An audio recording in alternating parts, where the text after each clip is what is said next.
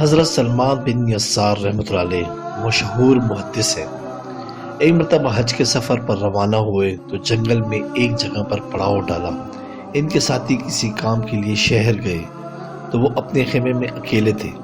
اتنے میں ایک خوبصورت عورت ان کے خیمے میں آئی اور کچھ مانگنے کا اشارہ کیا۔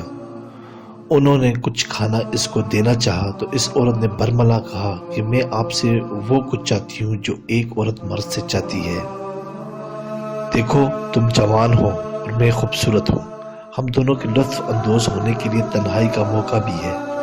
حضرت سلمان بن یسار رحمۃ اللہ علیہ نے یہ سنا تو سمجھ گئے کہ شیطان نے میری عمر بھر کی محنت ضائع کرنے کے لیے اس عورت کو بھیجا ہے۔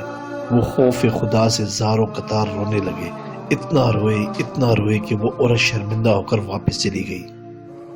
حضرت سلمان بن یسار رحمۃ اللہ علیہ نے اللہ تعالیٰ کا شکر ادا کیا کہ مصیبت سے جان چھوٹی۔